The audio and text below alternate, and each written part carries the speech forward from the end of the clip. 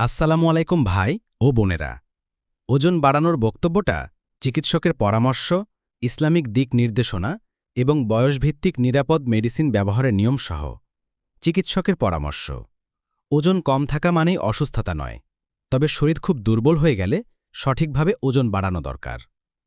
খাদ্যাভ্যাস: প্রতিদিন পর্যাপ্ত ভাত, রুটি, আলু, দুধ, ডিম, মাছ, মাংস, ডাল, বাদাম, কলা ও খেজুর খাবেন। তেল চর্বি বেশি খেলে মোটা হলেও শরীর দুর্বল হতে পারে, তাই স্বাস্থ্যকর ফ্যাট যেমন বাদাম, ঘি, অলিভ অয়েল বেছে নিন। দিনে ৫ থেকে ৬ বার অল্প অল্প করে খেলে ক্ষুধা ভালো থাকে ও ওজন বাড়ে। ব্যায়াম ও ঘুম: নিয়মিত হালকা ব্যায়াম ও স্ট্রেংথ ট্রেনিং করলে ক্ষুধা বাড়ে ও পেশি তৈরি হয়। প্রতিদিন ৭ থেকে ৮ ঘন্টা ঘুমালে শরীর শক্তি সঞ্চয় করে ও ওজন বাড়ে। ইসলামিক দিক নির্দেশনা: হাদিসে এসেছে, তোমাদের শরীরেরও তোমাদের উপর হক আছে। সহিহ বুখারী। অর্থাৎ শরীরকে সুস্থ রাখা ইবাদতের অংশ। খাবারে পরিমিতি বজায় রাখা জরুরি। অতিরিক্ত খেয়ে ক্ষতি করা বা অতি কম খেয়ে দেহ দুর্বল করা দুটোই ইসলামে নিরুৎসাহিত। খাবার শুরুর আগে বিসমিল্লাহ ও শেষে আলহামদুলিল্লাহ বলা উচিত, এতে খাবারে বরকত আসে। নিরাপদ মেডিসিন চিকিৎসকের পরামর্শক্রমে। এখানে যে ওষুধ বা সাপ্লিমেন্টের নাম দেয়া হলো, এগুলো নিজে থেকে না খেয়ে অবশ্যই চিকিৎসকের পরামর্শে খাবেন। সাইপ্রোহেপটাডিন, অ্যাপেটিস বা পেরিটোল ক্ষুধা বাড়াতে ব্যবহৃত হয়। শিশু ২ থেকে ৬ বছর, সাধারণত দেয়া হয় না, প্রয়োজনে বিশেষজ্ঞ ডাক্তারই নির্ধারণ করেন। শিশু ৭ থেকে ১২ বছর, ২ মিলি সিরাপ বা হাফ ট্যাবলেট দিনে ২ থেকে ৩ বার, ডাক্তারের পরামর্শক্রমে।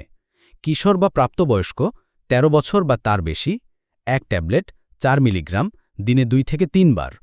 জিঙ্ক সাপ্লিমেন্ট ক্ষুধা ও হজমে সাহায্য করে। শিশু ৬ থেকে ১২ বছর, ১০ মিলিগ্রাম দিনে ১ বার। প্রাপ্তবয়স্ক ২০ মিলিগ্রাম দিনে ১ বার খাবারের পর। ভাইটামিন বি কমপ্লেক্স খাবার থেকে শক্তি তৈরি ও ক্ষুধা বৃদ্ধিতে সহায়ক।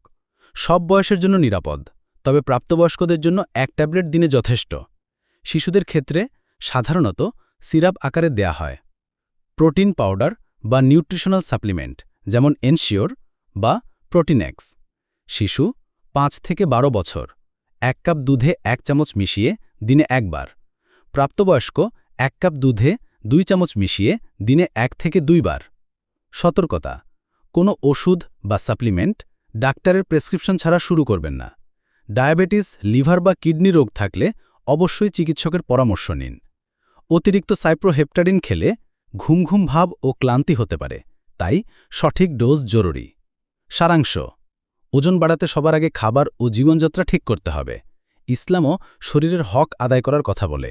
প্রয়োজনে চিকিৎসকের পরামর্শে নিরাপদ ওষুধ বা সাপ্লিমেন্ট ব্যবহার করা যেতে পারে, তবে তা অবশ্যই বয়স ও স্বাস্থ্য অনুযায়ী নির্ধারণ করতে হবে।